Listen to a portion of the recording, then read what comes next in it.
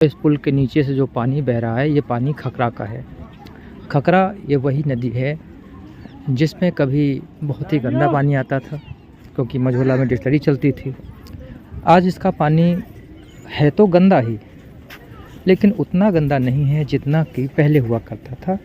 आज इस पानी की गंदगी की वजह है यहाँ पर जो नाले गिरते हैं, गंदगी के सारे नाले, उन नालों की वजह से पानी गंदा हुआ है। और ये जो पानी की क्वालिटी आप देख सकते हैं कि पहले से काफ़ी साफ है। और ये हमने पुल को पार कर लिया है और हम लोग बढ़ रहे हैं घाट की तरफ। इधर हमारे सुरक्षाकर्मी इत्मीनान से सुरक्षा में व्यवस्थित बैठे हुए हैं और इनके मुस्तैदी से ही किसी भी तरह के हादसे से बचते हैं। महिलाएं और दर्शक सुरक्षित रहते हैं।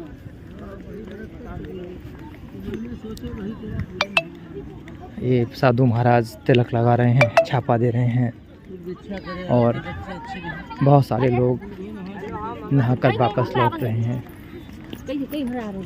बस एक छोटी सी कमी है कि आने जाने का रास्ता अलग अलग नहीं बन पाया समय अभाव के चलते।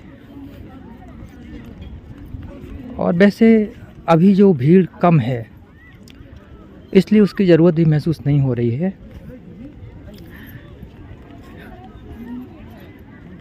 ऐसे में अभी तो दिक्कत नहीं है क्योंकि हम देख रहे हैं कि यहाँ पर अभी अधिकतर लोग जाने वाले ही हैं और मैं भी जाने वालों की कतार में हूँ।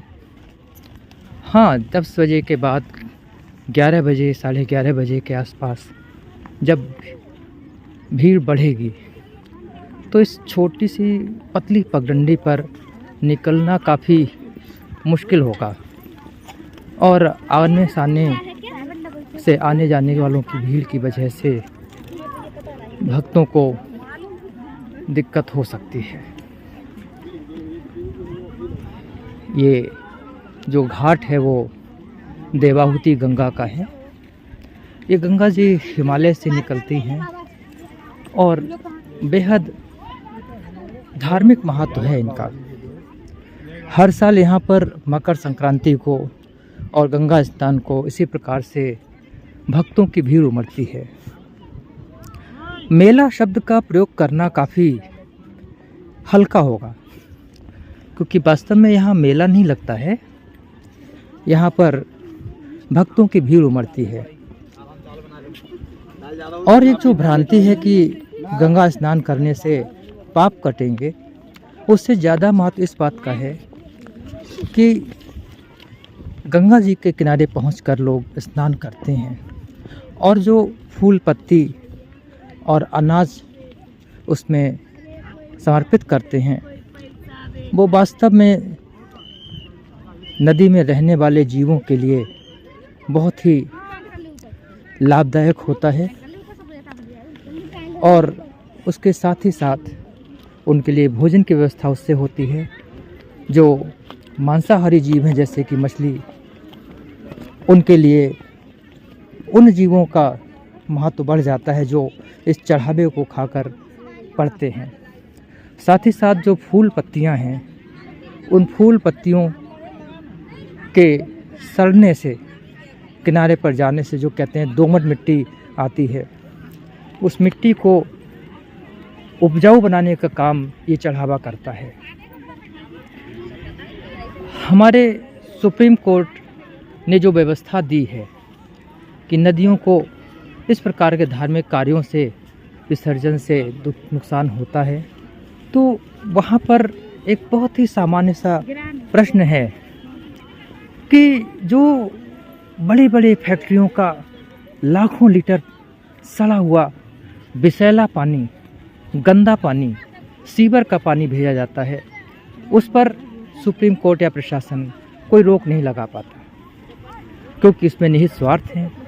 उन फैक्ट्रियों से मिलने वाले चंदे से, उनसे मिलने वाले पैसे से सरकारें बनती हैं, राज्य चलता है, इसलिए उन पर रोक लगाने की कोई गुंजाइश नहीं है। और अक्सर टीवी पर वाद विवाद होता ही रहता है और एक दूसरे पर आरोप होते हैं। हाँ, हमारे जो सनातनी कार्यक्रम हैं उन पर रोक बहुत जल्दी लग जाती है, जो कि हम भक्तों के लिए काफ़ी कष्ट की बात है। ये देखना पड़ेगा कि साल में सिर्फ 1, 2 या 3 या 4 बार ही होता है, और जो चढ़ावा नदियों में चलता है वो सब ऑर्गेनिक होता है, और उसकी वजह से किनारे की मिट्टी पोषित होती है, और सीवर के पानी से सब कुछ प्रदूषित होता है। अब हम पहुंच गए हैं घाट पर। इधर चेयरमैन साहिबा ने महिलाओं के लिए कपड़े बदलने की जगह बनाई हुई है, कुछ छोटी मोटी दुकानें भी हैं, और ये हम घाट पे पहुंच गए हैं। और घाट पर लोग स्नान कर रहे हैं, भक्तजन देवाहुति गंगा में डुबकी लगा रहे हैं और अपने लिए अच्छे की कामना कर रहे हैं। लंबी भीड़ है, चूँकि महिलाएं, बच्चे सब स्नान कर रहे हैं, तो मैं आपको दूर तक का पार दिखा रहा हूँ। ये प्रसाद है जिसको कि लेकर मैंने बताया था, देखिए सब ऑर्गेनिक प्रसाद है। फूल पत्ती हैं, चावल के दाने हैं और मिठाई है, जो कि जलीय जीवों का भोजन बनते हैं, और साथ ही साथ हर तरफ से ये लाभदायक हैं, कहीं पर भी इनसे नुकसान नहीं होता है। और इसके लिए हमें और हमारे सुप्रीम कोर्ट को विचार करना ही पड़ेगा, अन्यथा की स्थिति में परिस्थितियां विकट हो सकती हैं कि रोक लगाने की ज़रूरत सीवर पर है, रोक लगाने की ज़रूरत है गंदे पानी पर, फैक्ट्रियों से निकलने वाले विष पर, जिसको कि फैक्ट्री मालिक अपने मोटे मुनाफे के लिए ट्रीटमेंट प्लांट को चलाते ही नहीं हैं और बड़े बड़े टैंकरों में पानी भरकर नदियों में छोड़वा देते हैं। इसके लिए कोर्ट और सरकार दोनों को देखना होगा, और कई बार ऐसा लगता है कि दोनों ही इस मामले में पूरी तरह से उदासीन हैं। अब मैं यहाँ पर इस पूरे के पूरे ब्लॉग को विराम देता हूँ।